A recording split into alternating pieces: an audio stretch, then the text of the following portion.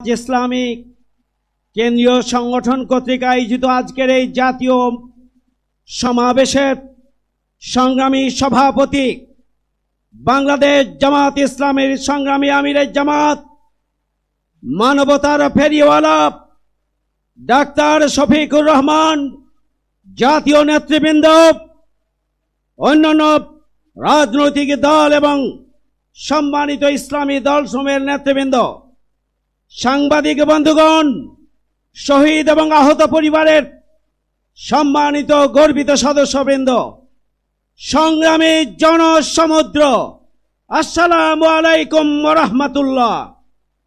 সংগ্রামী ভাইরা আমার, যে জুলাই গণঅভ্যুত্থানের মধ্য দিয়ে আমরা নতুন বাংলাদেশ পেয়েছি, আমরা লক্ষ্য করছি এদেশের 18 কোটি মানুষের আকাঙ্ক্ষা হচ্ছে জুলাই সনদ এবং ঘোষণাপত্র স্বাক্ষর করতে হবে।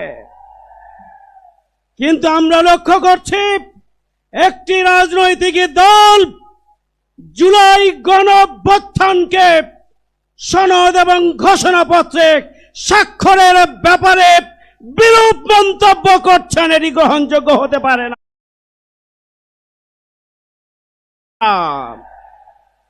জুলাই সনদ হচ্ছে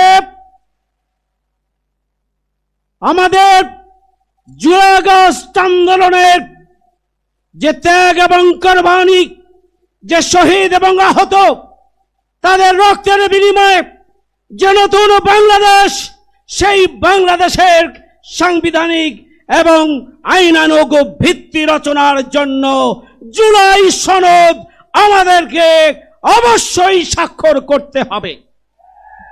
জুলাই সনদে বাংলাদেশ এই রাষ্ট্র প্রতিষ্ঠার ভিত্তি হিসাবে 47 থেকে 71 এবং পরবর্তীতে বিভিন্ন গণতান্ত্রিক আন্দোলনের ধারাবাহিকতায় জুলাই গণঅভ্যুত্থানের যে ঐতিহাসিক আন্দোলন, যে ফ্যাসিবাদী আন্দোলন, সেটাকে সাংবিধানিক এবং আইনগত ভিত্তি দিতে হবে।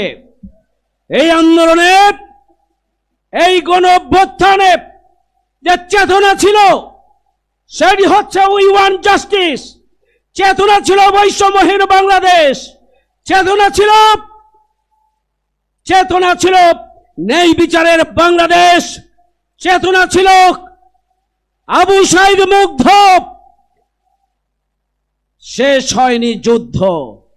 সুতরাং সেই চেতনাকে ধারণ করে আগামী দিনে সুখী, সমৃদ্ধশালী আর দুর্নীতি সন্ত্রাস মুক্ত একটা মানবিক ন্যায় বিচারের, ইনসাফের, বৈষম্যহীন বাংলাদেশের রূপরেখা আমাদের এই জুলাই সনদের মধ্যে সংরক্ষিত করতে হবে। জুলাই সনদের